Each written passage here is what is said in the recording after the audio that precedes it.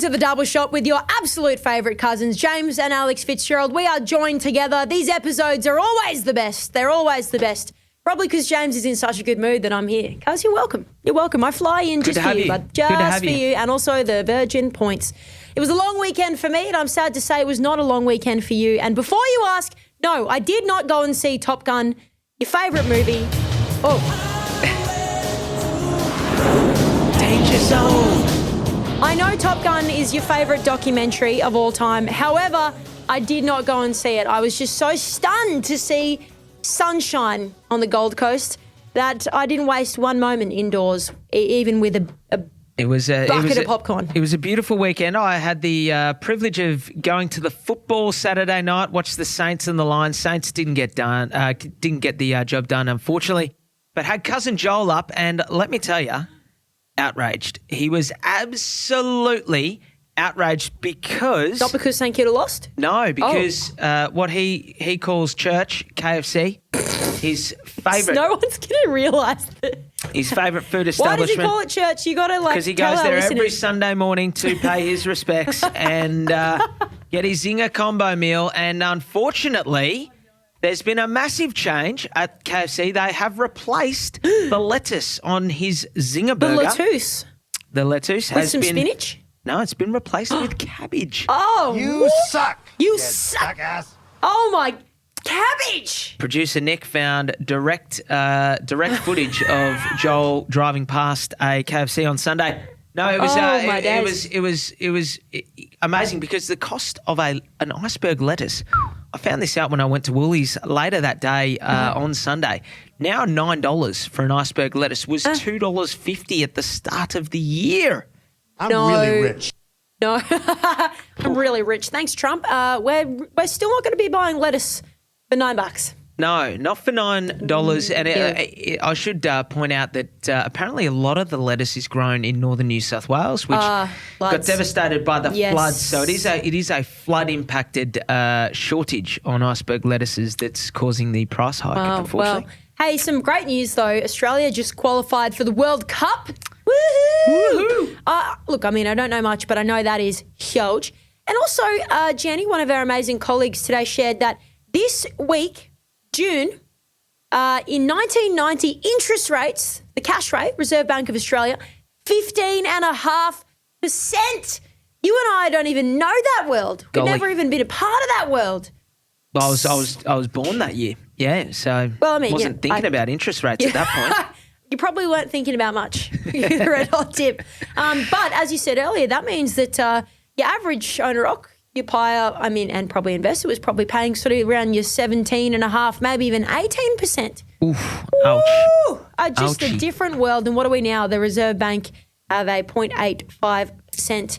They are strange times that we find ourselves in at the moment. Zinger burgers, low interest rates. It's all happening. I'm no longer getting change from a $5 note on my morning coffee run. Can you believe it? How does that make you feel? For the last 3 or 4 years, I've gone down with my little Stewy diver, my $5 note, given it to my man Bakash to get my flat white, and he's given me 50 cents change. Not today. I was forced to hand over the full $5 and not get any change, which dear. Inflation biting hard in Cannon Hill where I live here in Brisbane. Unbelievable. Mate, I tell you what, if Joel was living there, it would all be over. It would all be over. Yes. Cabbage in his zinger and then doesn't even get a 50 cent it'd just be all over. He'd be moving down to Melbourne.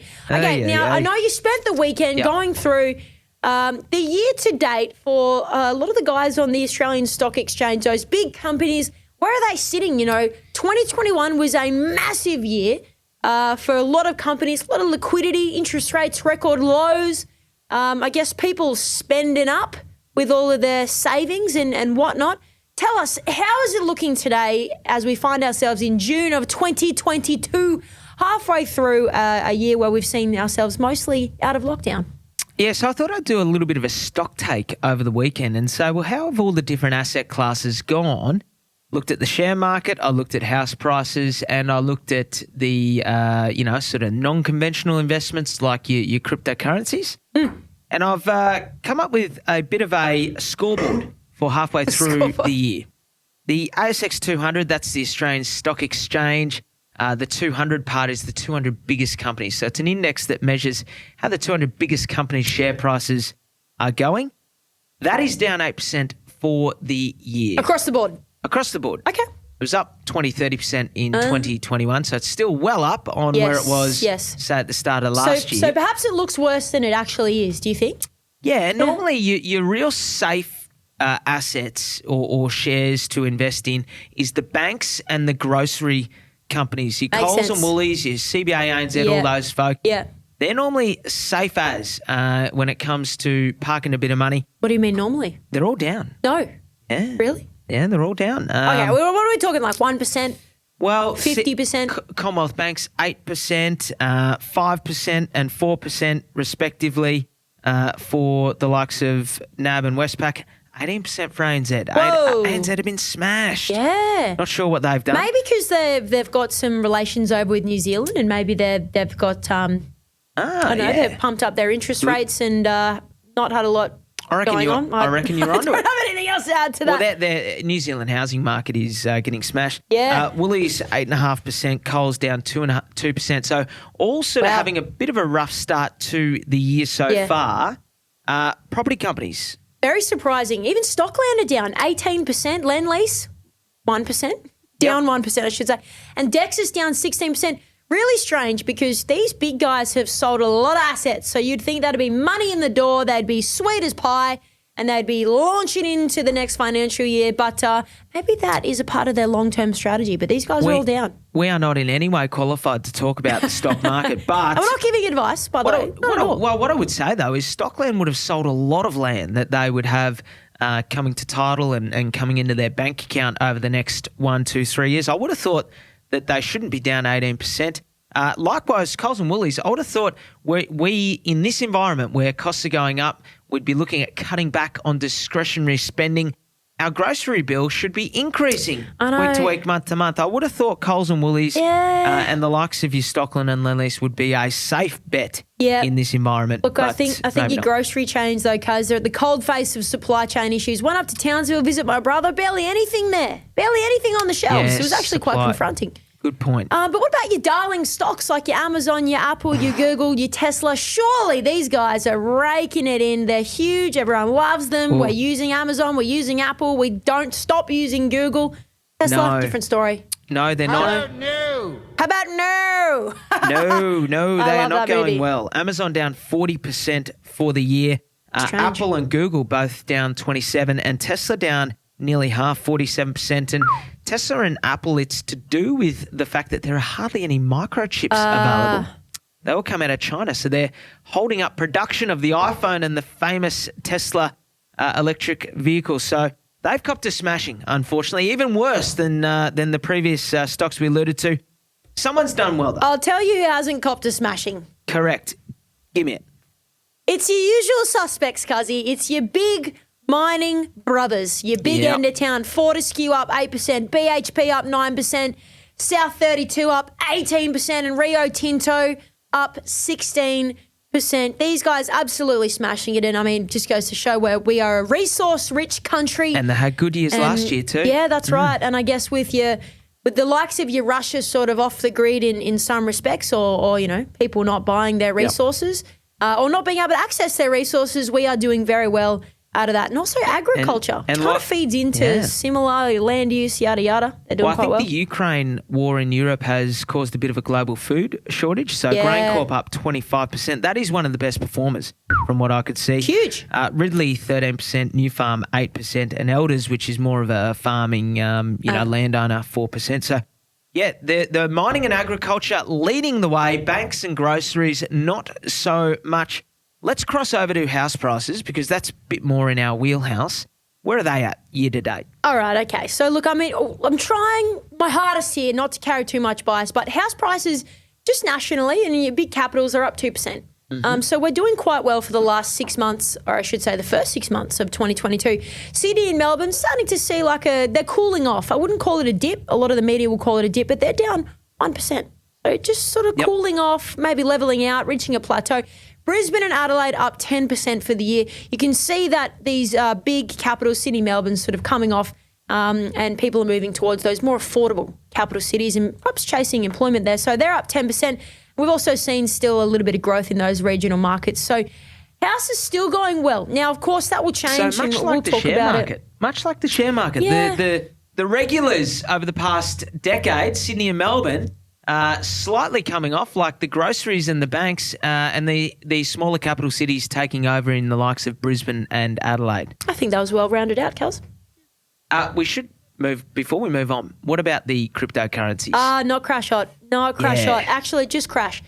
Just crash. No, but seriously, Bitcoin's down nearly 50% and Ethereum is down 67%, which is, I think, the biggest decline out of everything that we've just talked about. So really, really huge. I know very little about crypto and especially investing in it, but I would just say probably not the best time to sell. Probably not the best time to realise that loss. Maybe just park it in there for a little bit and ride it out for a bit longer. Probably what I would do if I was in crypto. We'll call that the... I'm not in crypto. Call that the halfway report, like, semester one's over. Yes, that's right. Your report card. Yep. Actually, a lot better than the ones I used to get. Wouldn't be hard. It really wouldn't be. All right, so I thought we'd start with 3 sets of data. You done picking your nose? 3 sets of data. We've got a bit about the blocks of land that we're buying at the moment, but then also some sets of data about the houses that we're putting on those blocks of land. And it is a little bit interesting, slightly different to what we've been accustomed to. Data. Glorious, glorious data.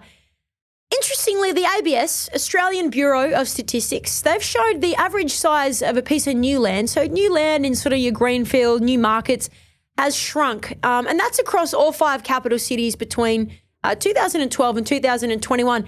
This is not new news for us. Not new surprising. New news. It's not new news.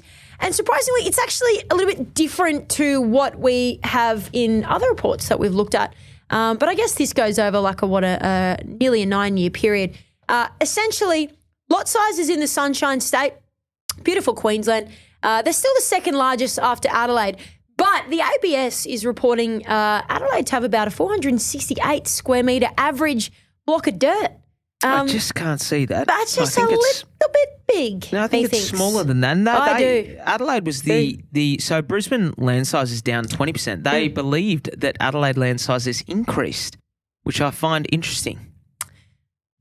Yeah, it kind of, I don't really want to be the person to question the Australian Bureau of Statistics, but it is very different. It's certainly not what we're seeing at our side. Melbourne down 12%. That's no big surprise there. But they're recording a 429 square metre average, whereas sort of SQM is saying closer to the 375 square metre mark. Yeah. Anyway, the smallest lots, get this, cuz, are in Perth. WTH. What the hell? Because we don't swear on this podcast. 400 square metres or 399. Just very bizarre, very bizarre. But the HIA, which is HIA CoreLogic, so Housing Institute of Australia with CoreLogic, 2 of the biggest data crunchers in the country for housing and real estate. They said that the cost of land had more than doubled in Sydney to $593,000. Melbourne, $428,000, and Hobart, $355,000. Hobart's bloody expensive nowadays for a relatively small population. It is, and the conclusion they formed was that effectively the block of land size has shrunk by 10 to 20% in the last 10 years. The price, meanwhile, has increased by 40%. So we're paying more for a smaller block and they're further away from town. So if you unpacked it on $1 per square metre, like for like, apples with apples, you'd probably struggle to find a better performing asset to invest in than land in our view. Ooh, zing. Now, let's talk about the, ownership structure, because this is one that the demographics group, Bernard Salt's mob, have unpacked, and they've done it as a preview to the census data that starts to come out from next month. And they've looked at how we own our homes. So from 1999 to today, the outright ownership of a home in Australia has gone from around 40% to 30%. So outright being no mortgage. No mortgage. No bank commitments. Just they've gone cold hard cash Which makes sense. It's obviously house prices have gone up, so it's probably harder to pay off your debt in a shorter amount of time. Yes. Those with a mortgage gone up from 32% to 37% in the same period. Okay. So that makes sense. 5%, Likewise, roughly half of the ones that have fallen out. Yep. And then there's another 3% increase to renters. So renters gone from 26 to 29%. Yep. And the thing that I find interesting is in 2003, we crossed a point where there was exactly the same amount of people who owned their home outright as owned it with a mortgage. Ooh. And then in 2017, we crossed the same point where there was exactly the same amount of people who owned their home outright as rented. Very interesting. So it's almost like a third. Almost. More or less. That's kind of like the benchmark. Well, they do say that they have to guess a little bit between all of the censuses. So 2016, they get the census data. 2021 census data comes out next month. So they're sort of forecasting and doing it as a bit of an exercise to see how close they get. And then bedrooms. Talk about bedrooms because this And then bedrooms. Well, this didn't quite stack up. Basically, the number of bedrooms has increased whilst the number of people in each house has decreased. That doesn't make sense. I mean, it doesn't make sense at all, but I kind of it does certainly feel that way. We're building like these much bigger homes, but we don't actually necessarily need them. And what's interesting, from 1997, 1998, the average person, I should say mean number of persons in a household, so not the average, the mean. God, this is taking me back. Is it? Yeah. And I was about to say, I was just about to say, this really takes me back to struggling in grade 9 maths. So back to what I was saying, the average person per household. Why can't they just call it that? Anyway, I'm the dumbest person on the planet. In 1997. Silence number 2. Silence number 2. 2.7 was the average people per household in 1997, 1998. That's really not changed that much over the years. So 2019 to 2020, about 2.6 people per household. Really, like slightly less. 0.1 of a person change, really. And I should say the only time we sort of went to 2.5 people average was about 2002 to 2006. So it's barely changed. However, from 1997, we had an average of 3 bedrooms, and today we have an average of 3.1 bedrooms. Like, it's just... Well, they're both the same, really. We've gone from 2.7 to 2.6 people and 3 to 3.1. So we're just sort of, I don't know, what does that mean? Like 1 in 10 people have just decided to pick up an empty bedroom and put their drum kit in there or something. Yeah, maybe it's technically a bedroom, but they're using it for all the shit they've bought off Amazon. Anyway, I can't wait for that mob to get their hands on the census data later in the year, that's for sure. What a time to be alive. And I don't mean that negatively. I don't mean it positively. Just genuinely, what a time to be alive. We've got record unemployment. We've got really interesting inflation. But a lot of house buying activity, or we certainly have. And we're seeing the cost of living go up. It's a really interesting time. Fastest growing cost of living. Because I think you slaved over a $5 no change coffee on the weekend, and you wrote a brilliant blog that will go out this week for your Bulletproof. And you just sort of dissected a lot of this madness, this stranger things in real life kind of vibe. Well, I got a bit of a beam up on it because I did notice the iceberg lettuce getting a lot of airtime over the weekend. So much so that I didn't know. Not just with my cousin Joel there, but look, the cost of living, inflationary pressures getting a lot of airtime. However, I felt that we're missing probably the highest or most pressing rising cost of living today, and that is the cost of renting a home. Yes. Because we're not doing anything about that, and it is something that I thought I'd step us through because I wanted to figure out why. Why is it increasing? So credit to Sammy in the research team here. He's helped me with some numbers. Sam the Sassman. Yeah, my boy Blue. He got me some numbers from the ABS, Australian Bureau of Statistics. So in the last 10 years, Australia's population grew by 4.5 million people. Feels about right. It's a lot of people. We just talked about the fact that the average household in Australia has 2.6 people in it today. We did. So 4.5 million divided by 2.6, we would have needed 1.73 million homes to cater for the 4.5 million people. Okay. So how many do we actually build? Well, we built 1.6 million. So we came in 130,000 short. You know, like we built a bucket load. 1.6 million bucket is load. actually so many. Just not quite enough. It's just not enough, girls. It's just not enough. It's like me only having one coffee a day. It's just not enough. Well, it's nearly 10% short. And what it It doesn't is. It's a lot. factor in, I'm curious to know your thoughts on this, 45% of the 1.6 that we built were townhomes or units.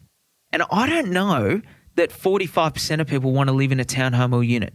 Like, don't get me wrong, I think a decent chunk do, but I don't know that it's 45%. What do you reckon?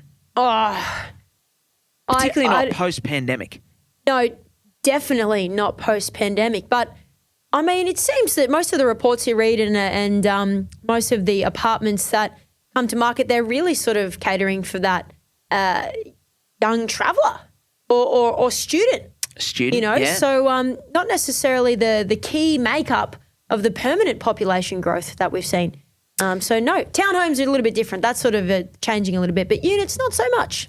Not so much. Combination of those two reasons is why we've got a 1% vacancy rate today. We've mentioned in previous podcasts that rents are up by 9%. I wanted to work out what is that in a dollar sense to the typical person. Yep. And what that works out to be, SQM have got the average rents around Australia. It's a $60 per week increase to our rents across Australia in the past 12 months now. Stinger. When I went to school, $240 a month. When I went to school, that was 7 iceberg lettuces or 12 flat whites. 100 Sunny Boys. 100 Sunny Boys. Yeah. Wonder how many Rick and Morty Maxibons that is. I'll pay whatever inflation it goes to those to keep buying. $60, that's a big sting. It's a stinger on the pocket. And you know, it's been a head scratcher because everyone's going, why do we have nowhere to live? There's no internationals, or there has been none. You know, obviously that tap's turned back on. How do we possibly have rents going up and people having nowhere to find to live in the private rental market? And the thing the reason I think it needs more airtime is because we have 400,000 job vacancies in Australia today. Isn't that just the biggest issue you're seeing everywhere? Crazy. Everywhere. It is more than double the number that we had pre the pandemic. So we've never had so many job vacancies ever in Australia today. We lost 500,000 temporary workers that were in Australia before the pandemic and international students, so a bit of both. Those people were probably working within Australia before the pandemic. So we've lost a big chunk of people. Our most essential need is a roof over our head. Once we open up the international borders, I find it almost impossible to see a version of the future where we don't have rents increasing by more than interest rates and inflation for the foreseeable future. What do you think? I mean, how quickly are we going to be able to deliver the houses that we so badly need? At the same time, we've got internationals coming back in. I think by next year, 2023, we're going to have sort of your 150 to 180,000 coming back in. That's before you even include all of your births. So, yeah, I mean, certainly not for the next 2 or 3 years, which is going to be wild. I don't have the answer, but I just think it needs a little bit more airtime. It'll probably die on this podcast, but I did write about it for those who cared. So that probably wraps us up. Been a great pleasure. A lot of my jokes have died on this podcast. Never to be aired again. Oh, not really. Nick gets a few grabs that give you a bit of currency. That's true. We forgot our most popular segment today. It just reminded me. I think we actually gave it to the people, the stat facts, because there was a lot of... We actually should have... The whole first segment was stat facts because they were the stats of the big 200 companies of Australia and then also the big ones outside of. We'll do better tell you next week. Hey, been an absolute pleasure to have you. I'm not sure when you leave, but always great having you in person. Immediately. Share a little coffee with you, almond, oat, whatever A dirty it is you chai, have. if you will. Dirty chai. A dirty chai. That was my drink of this morning. Probably why I'm in a little bit of a daze. It's not what I normally get. And good to have producer Nick back this week as well, recovered fully from his little bout of COVID. I wouldn't say fully, but good to have you back, Nico. He laughs as he coughs. See you guys. Thanks for listening to another episode of The Double Shot with your favourite cousins, Alex and James Fitzgerald. If you've got a burning question or something we absolutely need to talk about on the pod, please write to us. Both of our emails are in the show notes. For little real estate tidbits and a little bit of banter, okay, a lot of banter, you can follow us on the gram. Our handle is thedoubleshot.podcast. That, my friends, is thedoubleshot.podcast. Until next time, think of us when you sit back and sip your next double shot.